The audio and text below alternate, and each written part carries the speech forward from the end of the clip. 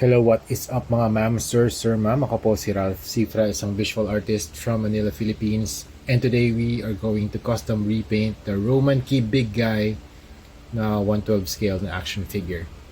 So this Roman Key Big Guy is specifically made for custom na action figure. So ginawa natin siyang Venom. Okay, so first step, mag-apply tayo ng Bosnia number 191, Bosnia number 4 flat black as our primer. Tapos gagamit tayo ng Hero Paints black and gray para mag dry brush dun sa figure so that magkaroon siya ng konting definition dun sa kanya mga muscles and sa veins.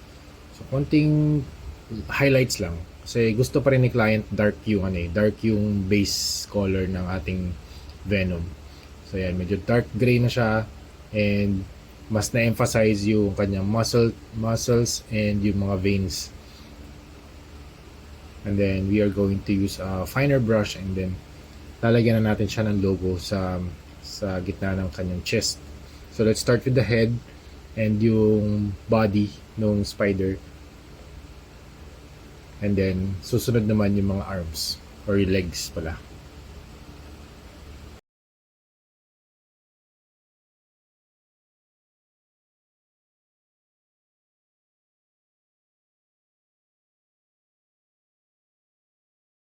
Okay, next, para naman sa mga head sculpts natin, actually shoutout din sa client natin, si Sir Dave Magno from Laguna, Philippines.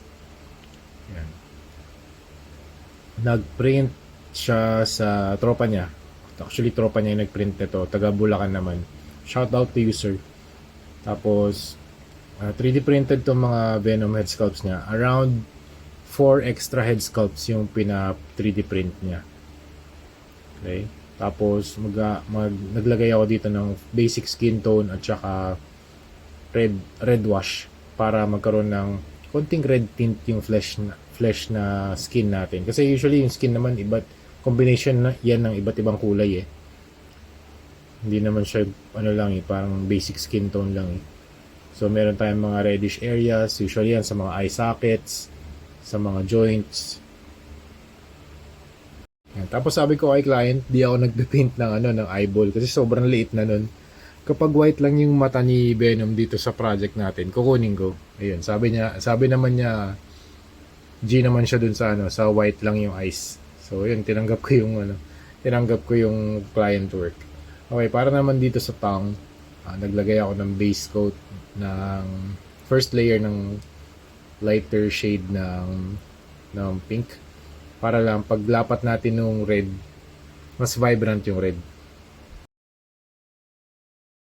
Kasi kung yung base natin ay dark, tapos naglagay tayo ng red, magiging muddy yung red natin.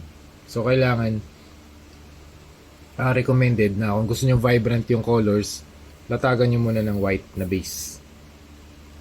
Tapos after nun, lagay nyo na yung color. In this case naman, lighter shade naman ng pink yung nilagay ko. Tapos ngayon, maglalagay na tayo ng warm red.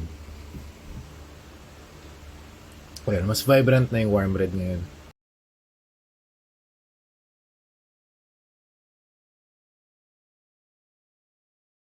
Yung daming head sculpts nito, ma'am sir. 6 to in total, kasama yung default na Roman Key na big guy na head sculpt. Ito pinaka-favorite ko, yung mid-transformation na head sculpt ni Eddie Brock. Natutuwa ako sa project na to. Sobrang cool ng Roman Key na big guy na action figure specifically made for custom figs. So, salamat din Sir Dave Magno for letting me customize your Venom na action figure. So, I think this one stands around siguro mga 8 inches to mga ma'am sir. Malaki tsaka mabigat yung template body. So, bagay na bagay si Venom para dito. I think this is 1/12 scale. So, yun. Yan, okay. Nasa packaging na siya. Babalik na natin. Tapos, i-deliver na natin siya via LBC. Nag-spray na rin pala ako dito ng top coat ng Bosnia number 191 flat clear para maprotektahan yung paint job na ginagawa natin. Okay? So, maraming salamat, Hero Paints. Maraming salamat, Sir Dave Magno. Shout out again. Thank you very much. Thank you very much, Hero Paints, for always sponsoring this video.